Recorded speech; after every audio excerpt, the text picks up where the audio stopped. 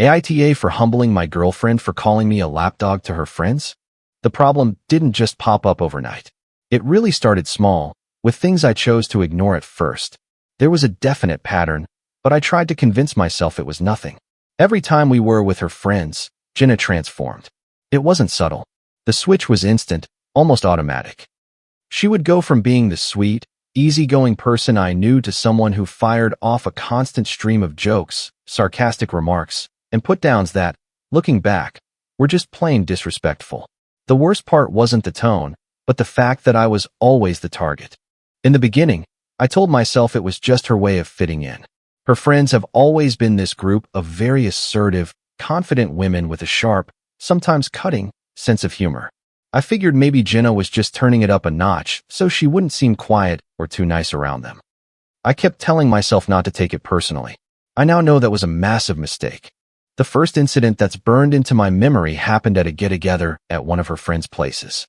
It was a casual backyard barbecue, a typical summer Saturday. Before we left our apartment, Jenna insisted on helping me pick out my outfit. I didn't think anything of it. Lots of couples do that. She suggested a pink polo shirt and some light green shorts. They were bright, comfortable, nothing crazy.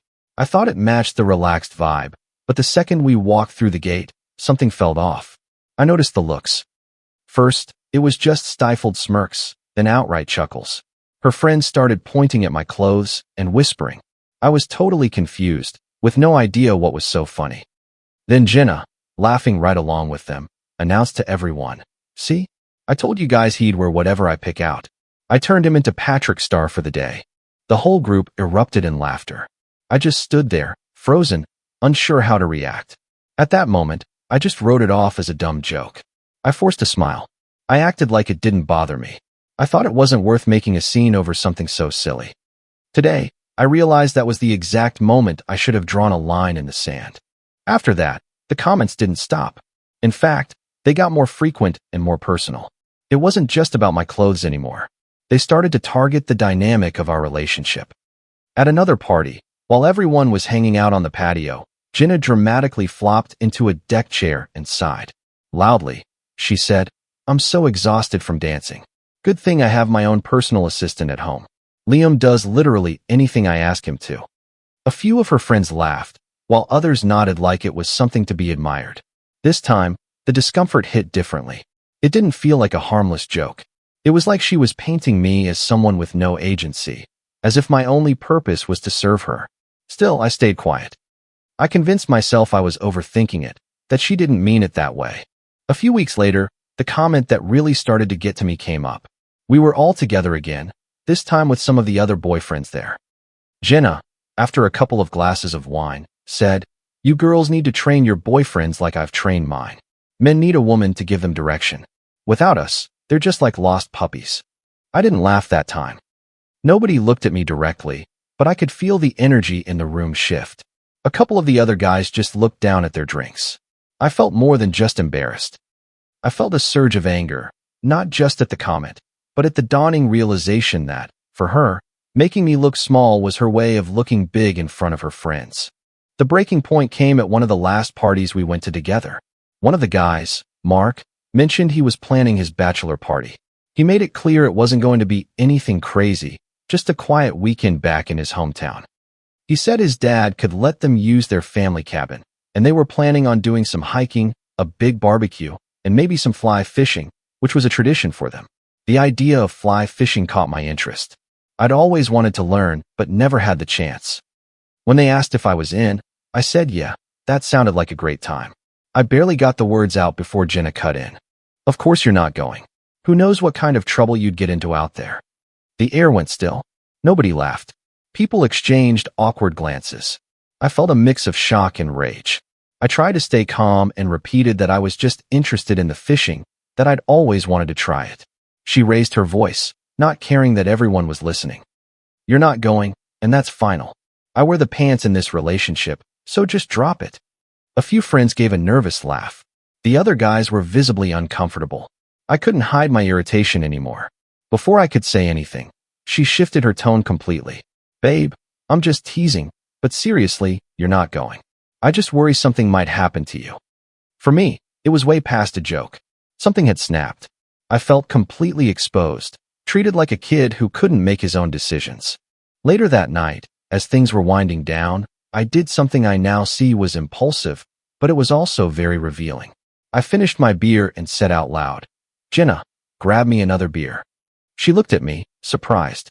"No way, get it yourself." In a deliberately over-the-top, sarcastic tone, I shot back, "Come on, go get my beer. Be a good little woman and serve your man." The atmosphere changed in a heartbeat. Jenna got angry, and so did her friends. Before it could escalate, I clarified, "It's just a joke, you know, like the ones you make about me." Then I got up and got my own beer.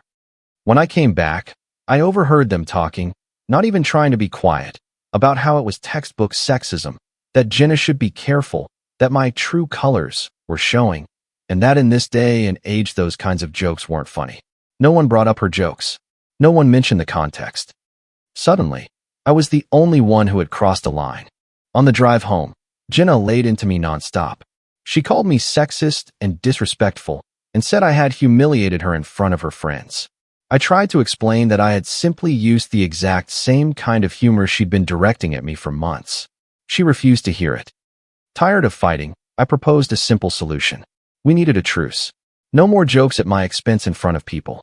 And I wouldn't make jokes about her either. No more public put-downs disguised as humor, no more power plays. After a lot of defensiveness and excuses, she finally agreed. She said she understood. I really wanted to believe her. I knew things wouldn't change overnight, but I hoped our relationship would stop feeling like a performance for her friends. For the next week, Jenna was surprisingly great. There was no sarcasm, no backhanded compliments, none of those jokes that always left me feeling on edge. I honestly wanted to believe she had gotten the message. I held on to the hope that our conversation had actually worked. The next gathering was at her friend Ashley's house. From the moment we arrived, I felt the difference. That familiar tension I'd grown used to wasn't there. In the kitchen, people were chopping vegetables for a salad, laughing, and talking about their week. Nothing was aimed at me, nothing felt loaded. Out on the deck, the guys were managing the grill. It all felt normal, without any strange demands or mocking comments. I felt myself relax, even feel optimistic. For a moment, I thought maybe I had been blowing things out of proportion, that our agreement had really marked a new beginning. While we were flipping burgers, Mark, Ashley's boyfriend, came over and spoke to me quietly. "Hey man, does it feel different today? Jenna seems really chill." I gave him a small smile. "Yeah, we talked things out and agreed to be more respectful." The guy's eyes widened a little. "That's awesome, man. Seriously, good for you guys." I replied, still feeling that sense of relief. "Yeah, well, communication is key, you know?" For a few minutes, I really believed it. But not even 5 minutes later, I heard her voice from the kitchen. "Liam, can you get my purse for me? I left it in the car." It seemed like a normal request. I said sure and walked out to the car. I checked the front seats, the back seats, even the trunk. Nothing. I looked again, more carefully this time. Still no purse. I went back inside. "I can't find it. Are you sure you didn't leave it at home?" She shook her head. "No, I definitely brought it." Maybe I left it in the upstairs den. "Can you go check, please?" I went upstairs and looked everywhere. On the couches, the coffee table, even in the guest bathroom. No purse. I was starting to get a little annoyed, but I didn't suspect anything. To save myself another trip, I called her. "Jenna, it's not up here either. Any other ideas where it could be?" Her voice on the phone was overly sweet, almost sing-songy. "It has to be up there, honey.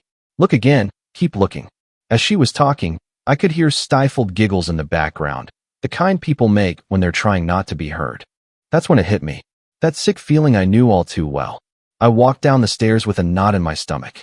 I walked right up to her and said, much more seriously this time, "It's not up there, Jenna." Then it happened.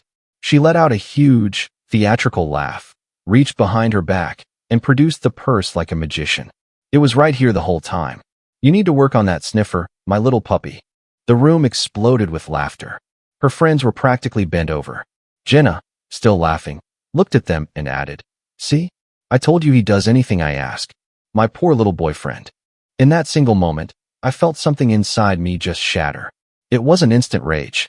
It was a cold mix of humiliation, betrayal, and a deep, bone-weary exhaustion that had been building for months. I took a step closer and said firmly, "That's enough, Jenna." She looked at me, her smile gone. "Don't be a spoilsport, Liam. It was just a joke. I just wanted to show them you're still my faithful little dog." That's when I snapped. I didn't shout, but my voice was sharp and loud enough for everyone to hear. "Are you serious right now?" The silence was immediate. The laughter choked off. Every single person was staring at me. I kept going, not holding anything back. "What is wrong with you? Can you stop acting like a complete idiot for 1 second?" Jenna's eyes went wide. "Hey, chill out. There's no need to call me names." That just fueled the fire. "What about all the names you've been calling me? I'm done with this. You're just an insecure person trying to impress your equally insecure friends." Ashley immediately jumped in, turning to her boyfriend. "Mark, are you hearing what he just called me?" Mark stepped forward, looking tense. "You've had too much to drink, bro. You need to calm down." He put a hand on my arm to pull me back. I shook it off. "Your girlfriend treats you the exact same way," I said to him. "It's just not as loud as with mine." The words came out before I could stop them, but I meant them. I'd seen how Ashley would subtly correct him in public, how she'd make little digs at his expense, the condescending way she spoke to him. It wasn't the big show Jenna put on, but it was there. The air in the room was thick enough to cut with a knife. Some people were avoiding eye contact. Others were looking at Jenna, waiting for her reaction. My chest was tight and my hands were shaking, not from the beer, but from months of pent-up frustration. Mark was the first to recover. He stood in front of me, his brow furrowed. "You deal with your issues in private, man.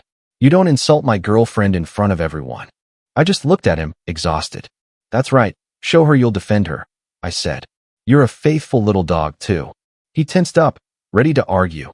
But the last thing I expected was Ashley's reaction. Instead of being offended, she started to laugh. It wasn't a nervous giggle. It was a genuine, full-throated laugh.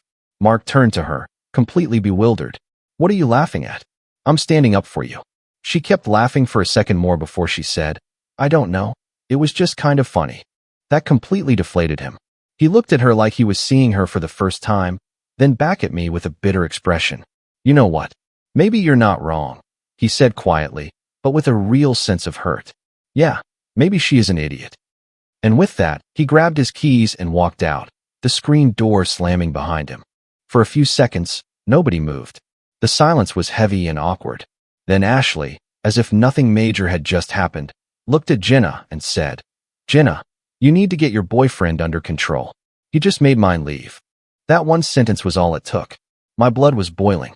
It wasn't just what she said, but the casual way she dismissed everything, as if the only problem was that Mark had left upset and not the toxic behavior that had been festering for months. Jenna stepped toward me. The playful act was gone. Her face was hard, her arms crossed. "You're a real piece of work," she said, "resorting to insulting all the women here. That's a new low even for you." That's when I knew it was over. The last bit of restraint I had was gone. I answered her, not yelling, but with a cold clarity that wasn't trying to protect anyone's feelings anymore. "Here we go with the sexism again. It's the only card you people know how to play. I'm not insulting you because you're a woman. I'm calling you out because you're a person who is so desperate for attention that you have to tear down the person closest to you just to get a laugh from your friends, who are just as hollow as you are." A few people gasped. Others just shook their heads. No one said a word. I took a breath and finished. "You know what? I'm done. You are exhausting, and I'm an idiot for not walking away from this a long time ago."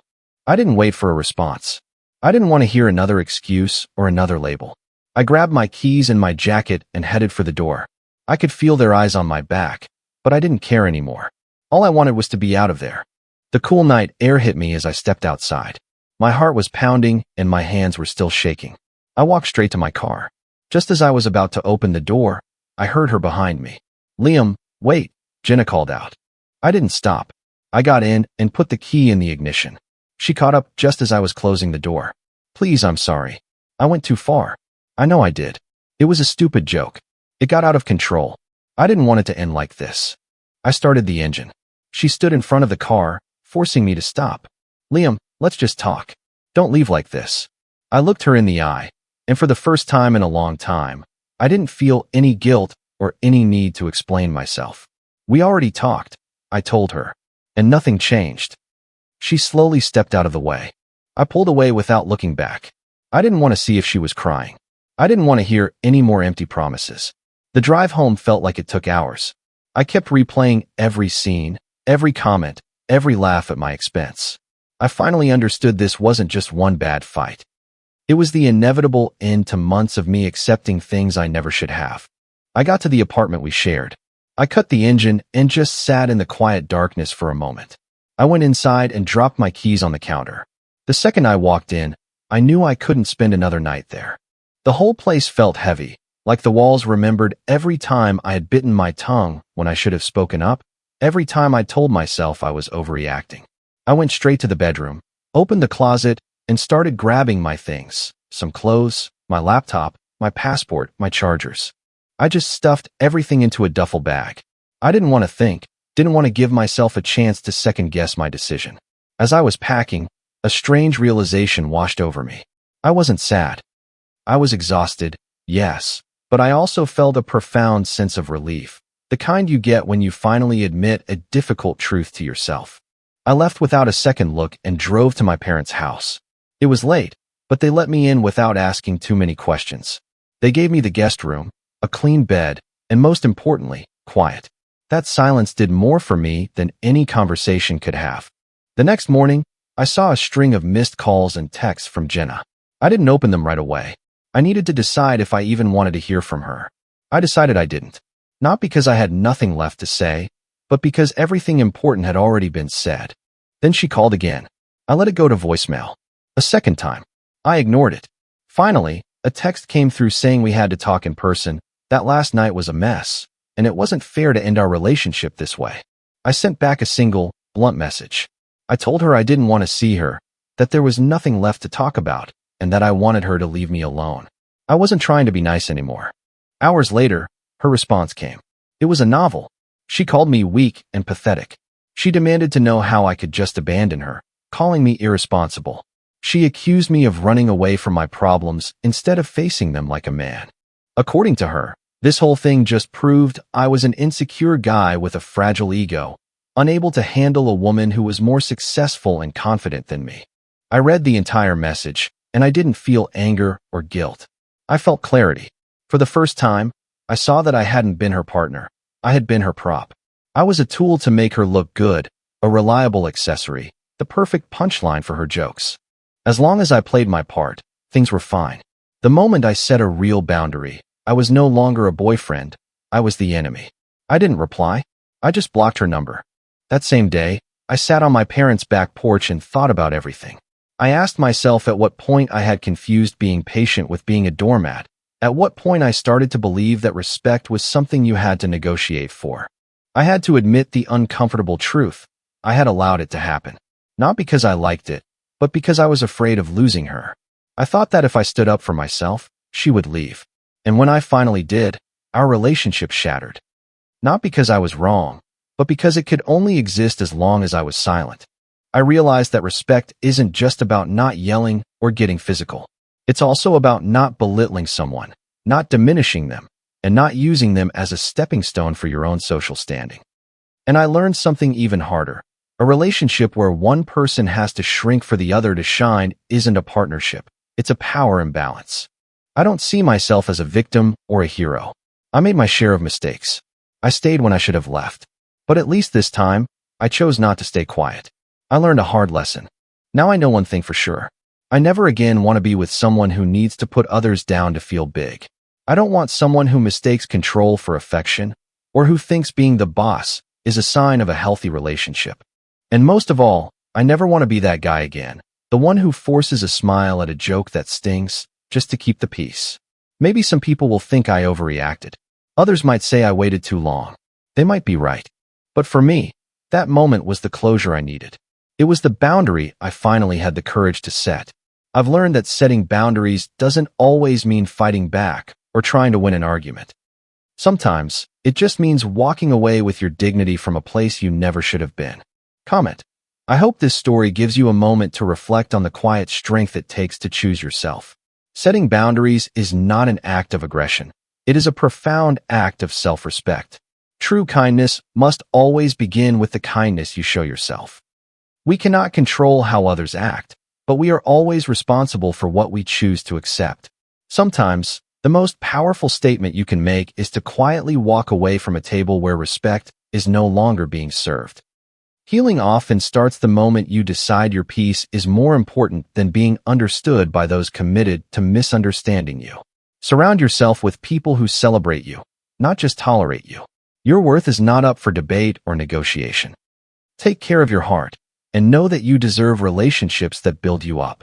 If you liked it, don't forget to leave a comment and support the channel by subscribing. See you in the upcoming stories.